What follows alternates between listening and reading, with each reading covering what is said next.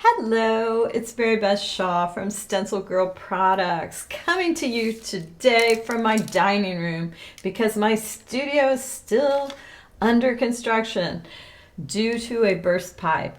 Anyway, I got into a little bit of a mad scientist mode and I wanted to share some things with you. So I'm going to use, first let me show you the stencils because you know that's what it's about. It's about the stencils, people. So these are new ones designed by Sally Hirst.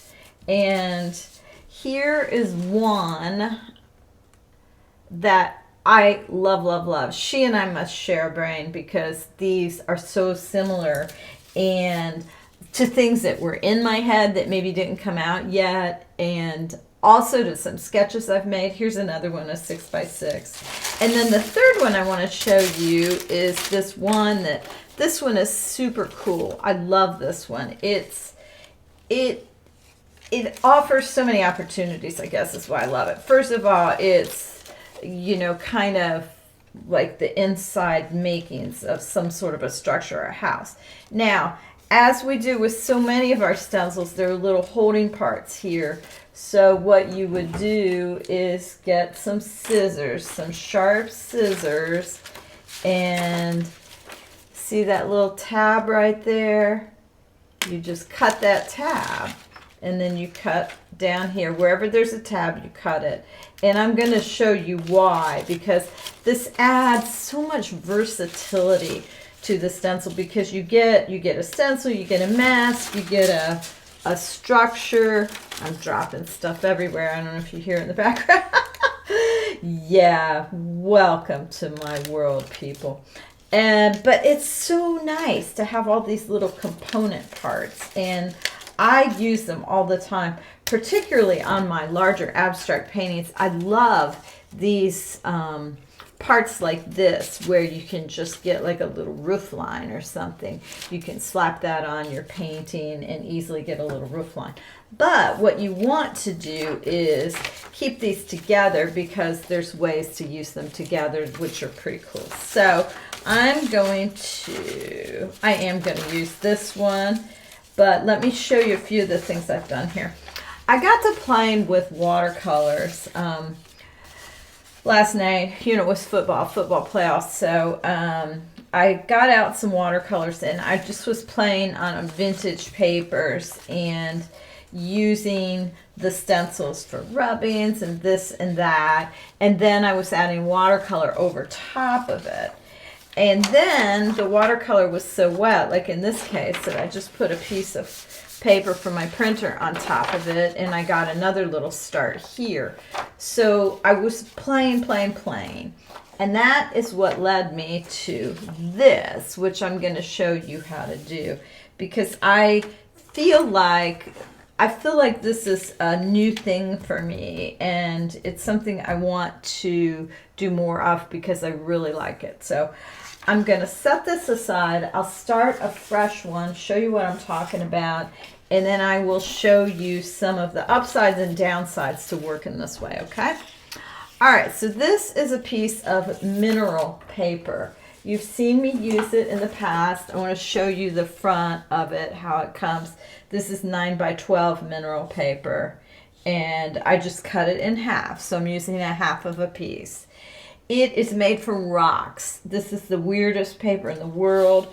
It says it's 100 pound, but it's super thin, and I just love the feel of it when you're working. It's pretty cool. Now, I'm going to lay the stencil on here. I'm going to put this part down, and then I'm going to put this part on top of it. And I'm going to use both parts. All right. So I have these pencils. I've always buying stuff that I see that I just want to know, how does that work? Well, these are just bizarro. I put them on my Christmas list, and I got them. They're Posca pencils, 36 colors. And they are in my Amazon shop if you're interested. they do not say on this container, but on the ad in Amazon, it says they're oil pencils. And so I got intrigued about this. It doesn't even say it on the flipping pencil, okay? It says Mitsubishi Pencil Company Limited, Uniposca pencil. Well, all right, they're oil pencils.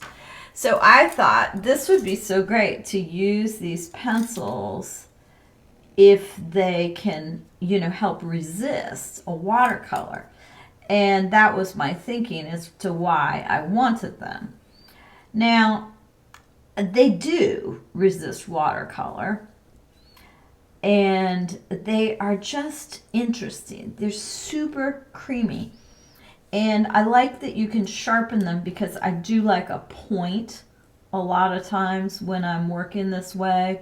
You know, I like to have a nice point to work with, especially like for these little marks right here. That's a little baby mark and I want a point. This one's so tiny, I don't even know if I can get it in there. And for making these lines.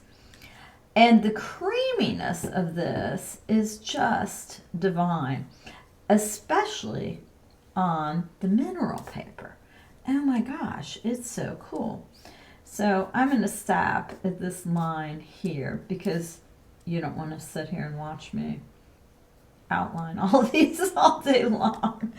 All right, then I'm going to pull this up and get this outline here because I do want the outline of the structure. And then I'm going to show you what we will do. Now, as we've discussed before, the best thing about using stencils is that you can pick this up, and then if you want to do more on this later, you can come back and you can easily find where you were, and then you can continue working on it. For me, that is one of the great advantages with stencils because it offers you so much flexibility to be able to take the stencil to do some work and then bring the stencil back in and do some more work, right? I love that. All right, so you could take this and color in these sections. You could do a little improv here, whatever you like to do. I have done some of that, but I want to mainly show you how these watercolors work on mineral paper because I don't know why, but I've never tried watercolor paints on mineral paper before. And I just thought of it, I don't know, like I said, during the football game last night. So I have two brushes here, my silver black velvets, which are my faves for watercolor.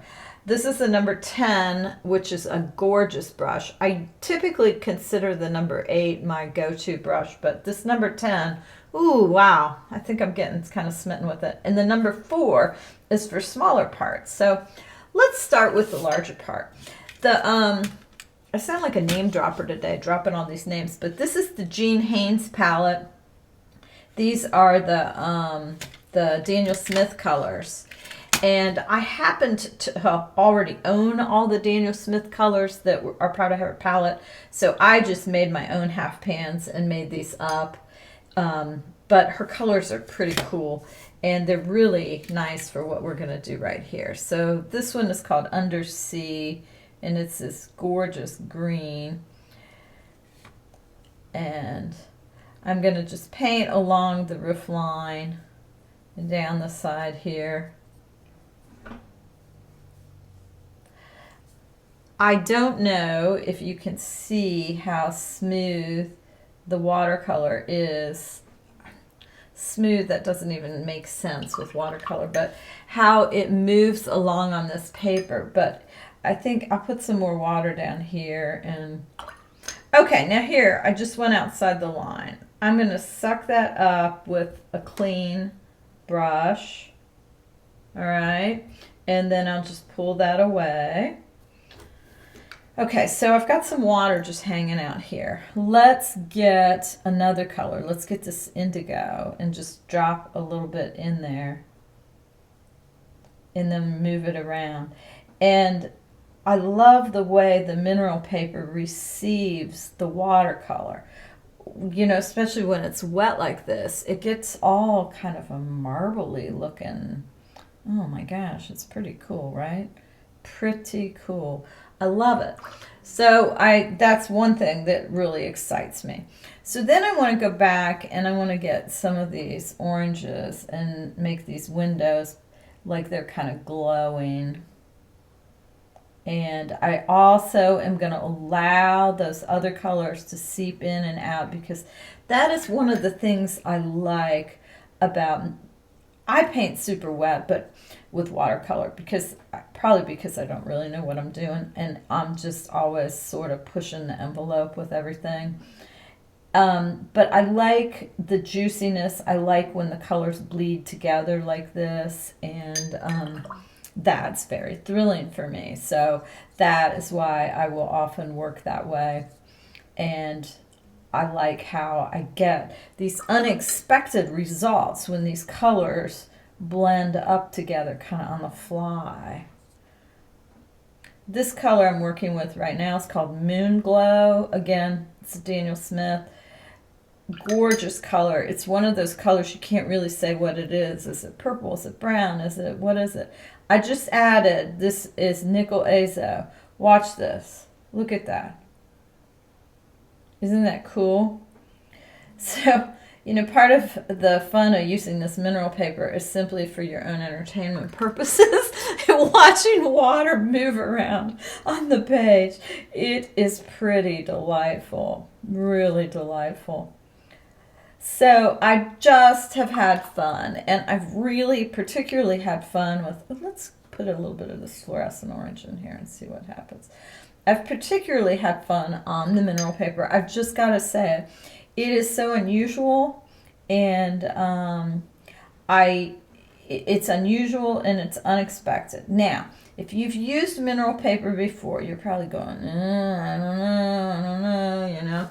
Because mineral paper has this quality that I'm going to show you right now. I'm going to move this to the side, and I'm going to bring this one back, because this one has kind of become my sample one, and I want to show you some more things on this one, because this will give you some ideas regarding experimentation. Okay, so here we'll just use an oil pencil over here, and we'll put down some marks.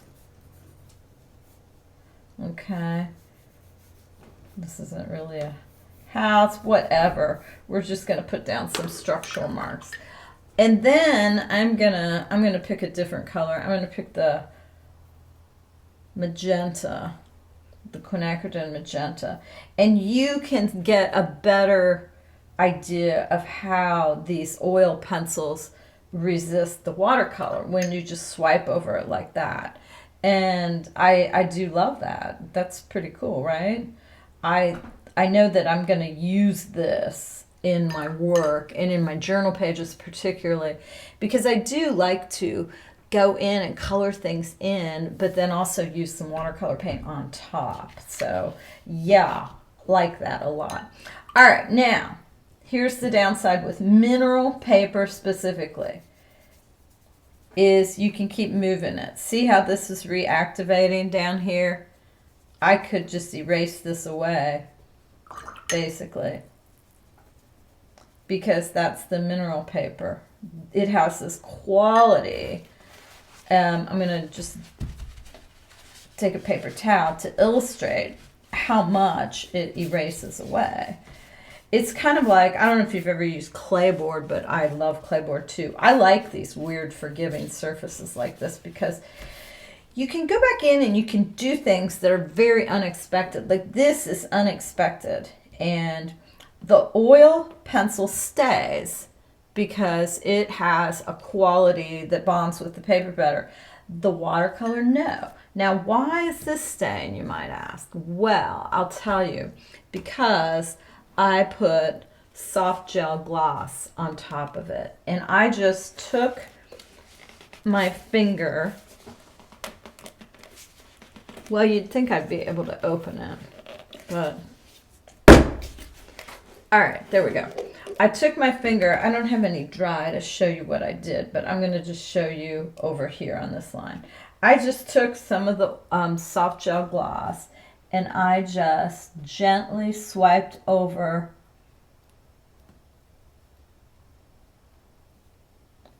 the paint, just touching it the least amount I could. I did not go back and forth. Do not go back and forth. And I used my finger because I felt like I have better control than if I had used a brush. And that sets it, because up here you can see, I mean, you can tell where I set it versus where I didn't set it right here. And that made the big difference for me. I tried it with matte medium, and matte medium was just watery enough. I mean, you can hear how watery it is, right? I tried it with matte medium, and it's still, the matte medium itself tended to move the watercolor on the mineral paper. So that's why I am not using the matte medium for it. The other things you could do to set it and to make sure it doesn't move later, you could spray it with a fixative, and you could also get a brayer up your jelly plate with matte medium or any of these fixative things, and then put the mineral paper right down on top of it and then pull it up, and that will coat it too. So these are ways that you can fix it. But I just love the idea of using these pencils and, oops, I lost one here. And then using the watercolors on top. Love, love, love. Let me get this little 6x6 stencil here. And I wanted to show you another idea I had. Since the mineral paper is so thin, you can slide the stencil underneath it and you can do rubbings like we've done before. Look at that. That's with the oil pencil. Now here I use the point more. Here I use the side more. So you can even see the difference in your rubbings, right? Like you get more of the white background here, which is perfect because that white background is what's going to look so good with your watercolor paint. And it's going to, you know, the pencil resists it elsewhere, resists the watercolor paint elsewhere, but not where it's white. It still accepts the paint there. So I love how that looks. I'm gonna just, this is that Aussie red. Oh my gosh. Aussie red, that's the color I put down. This is very much like a quinacridone, a little bit of darker though. Aussie red and that green, which is called Green Apatite, A-P-A-T-I-T-E, together makes the most fabulous, gorgeous neutral. Look at that color. Look at that color. So lots of ideas here. You don't have to have these watercolors. Just use whatever you have. But you may or may not want to try these pencils because I'm pretty stoked about them, seriously. And honestly, I haven't seen a lot of stuff that turns me on lately in the way of new product. This is that color Moon Glow again. Look at it seeping in there and doing its weird moon glowish thing. Yeah. Lots going on, lots of ideas. This is drying down. I'm going to keep working it and then I'm going to fix it later. And I will probably put this in the background of a journal page and you'll maybe see it again down the road. But I would urge you to try, 1, the Sally Hirst stencils because they're pretty fab, 2, the oil pencils, and 3, watercolors. And don't forget the mineral paper. Oh my gosh, pretty sweet. So thank you for following along today in my dining room. My dining room. I have a cat right here beside me. Let's see if oh, there he is. He's up there. You can see the little bit of him. I'm going to see if I can move the screen so you can see what I am seeing. There he is. He's asleep right next to my computer. So I'm in a very small space working today. I thought you might get a kick out of it.